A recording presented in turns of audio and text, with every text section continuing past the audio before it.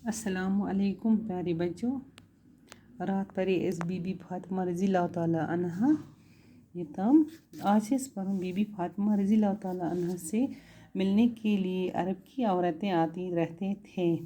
बीबी फातिमा रज़ी अल्लाह ताला अन्हा ईमानदारी, खिदमत गुजारी और मोहब्बत भरी बर्ताव की तालीम देती रहती थे।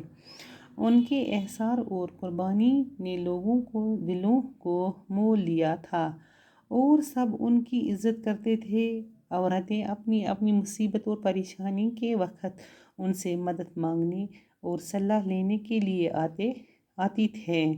बीबी फातिमा रज़ी अल्लाह ताला अन्हा उन्हें कभी मायूस न करती थीं। बीबी फातिमा रज़ी अल्लाह ताला अन्हा की ज़िंदगी से नसीहत मिलती है कि सब्र और सुकून के साथ अपने घर वालों और अपने पड़ोसियों सभी की खिदमत करनी चाहिए और गरीबों या फाके में कोई शिकायत नहीं करनी चाहिए। दपान बीबी फातिमा अमस अरबच जन मतलब मिलने बीबी फातिमा रज़ी अल्लाह ताला अन्हा से मिलने के लिए अरब की औरतें आती रहते थे। अमस अरबच जन समखन तुम अमस नश गसान आज। बीबी फातिमा रज़ी अल्लाह ताला अन्हा ईमानदारी, खिदमत गुजारी और मोहब्बत भरी बर्ताव की तालीम देती रहती थे। दपान यह बीबी फातिमा रज़ी अल्लाह ताला अन्हा यमन ईमानदारी हंस तालीम दिवान, खिदमत गुजारी हंस दिवान, मोहब्बत भरी वन यह रज तालीम दिवान। यह वन मोहब्बत गस प्रत कस गस कर मोहब्बत, प्रत कस खिदमत गुजार गस रोजन इंसान, प्रत कस ईमानदारी हंस तालीम त गस दिन तो अस पज़ ईमानदारी करें। यह तालीम अमन दिवान। उनके एहसार और कुर्बानी ने लोगों को दिलों में को मोह लिया था और सब उनकी इज़्ज़त करते थे। दपान यह अमन वारिया लूकन हंद दिलन मज सख अम सोन प्यार मोहब्बत कि यह अमन दिवान असल तरबियत अमन हावान, रच वत अमन यह हावान तो और सब उनकी इज़्ज़त करते थे। तमिस सारी इज़्ज़त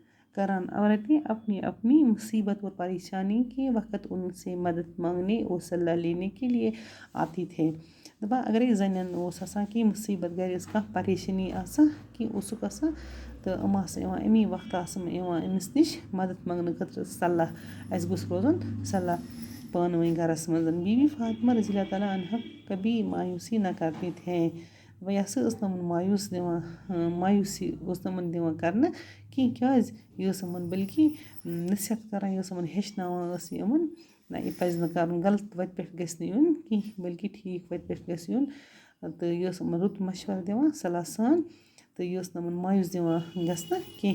बीबी फातिमा रज़ी अल्लाह ताला अन्हा की ज़िंदगी से नसीहत मिलती है कि वो सब्र सुकून के साथ अपने घर वालों और अपने पड़ोसी सभी की खिदमत करनी चाहिए और गरीबों या फाके में कोई शिकायत नहीं करनी चाहिए। बीबी फातिमा बीबी फातिमा की ज़िंदगी से नसीहत मिलती दपान यह ज़िंदगी मज गह सख कर नसीहत तो यह सब्र सान सुकून सान गस बिहन कि इंसानस गस बर्दाश्त आसन। अगर गरस मज कह परेशानी अगर इंसान फाक गरीबी मगर बेकिस गस शिकायत कर कह।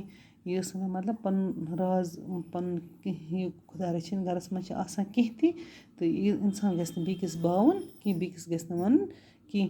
यह प्रत कंस हावान असलच वत तो यह नेक खातून तो यह सैनिस हज़रत मोहम्मद सल्लल्लाहु अलैहि वसल्लम सोन नबी पाक सल्लल्लाहु अलैहि वसल्लम यह तम सज कूर साहबजादी तो यह टठ पन्नस मालिस सह चाहान यन कोरन मज तो इसलिए यह नेक खातून अम कोर बर्दाश्त तो अल्लाह ताला दीन अस युथी बर्दाश्त कर तौफीक सब्र जमील कर रब्बुल आलमीन प्रत अकिस तो रच वत हन तो दीनच वत हन अल्लाह ताला बे हन ईमानदारी हंस वत। अल्लाह।